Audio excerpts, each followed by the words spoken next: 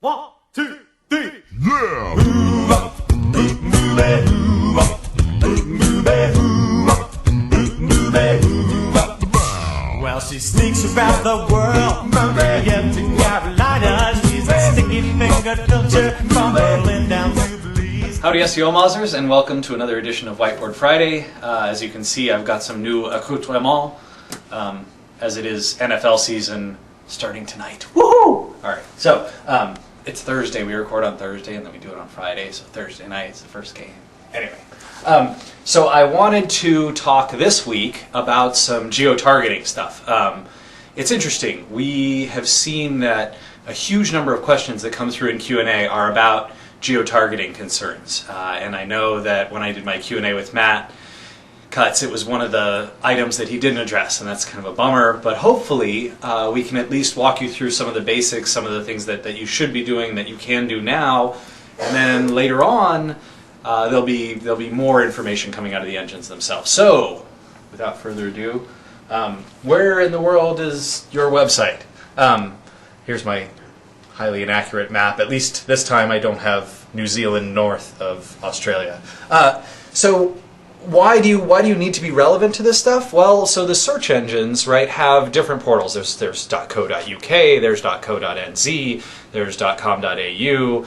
There's for everything from Bolivia to Antigua to South Africa, there are different search portals, and the search engines use the geographic information about where you're coming from as a searcher to provide you with more relevant information from your specific country.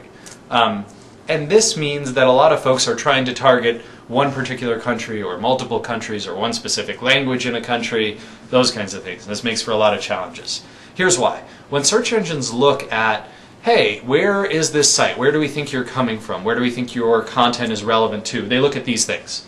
The top level domain, right? So if you've got a .ca address, you're in Canada. If you've got a .cn address, you're in China. If you've got a .co.jp address, you're in Japan, that kind of thing.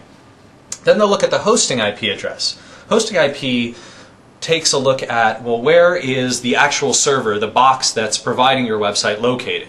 And I know this is frustrating for a lot of people because a lot of people host in the United States, or they might host in London or the UK because hosting is cheaper there or more reliable than the country that they're in. And then, of course, they find the search engines think they're located in that country because that's where their hosting IP is. So watch out for that.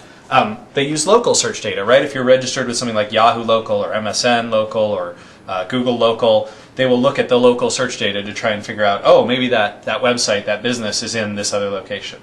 They look at this, address data on the page. That's kind of interesting, right? A lot of people don't think about it like, oh, well, why should I put my address on every page? I'll just put it on my contact page. No, in specific talks with some folks at Google, actually, I found that they look at the address on the page as a way to determine where your content is relevant to. So, good reason to put it in the footer. Links. They look at links, where your in-links coming from, and language. They'll look at the language that you use on the website to try and determine where are you. Okay, so the big issue is, for a lot of people, how do I make sure that Google knows, Yahoo knows, MSN knows that my site is located in this country? If you do all of these things right, you're hosted, let's say you want to be relevant to France, so you are a .fr domain, you're hosted in France, you use French on the site, you get links from other French websites, you register with the local search engines and say, hey, I'm in France. Those are things that will all help you. Goodbye, whiteboard. And then the tougher part comes if you want to target multiple languages in multiple countries. You're kind of up a creek.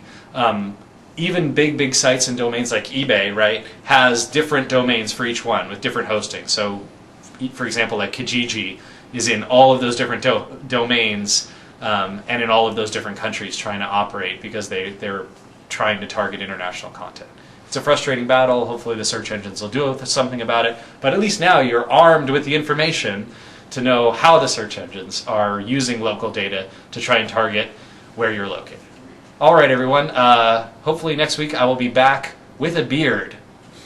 That'll be nice. All right, take care. Where in the world is I'm in San Diego. there's only South Korea?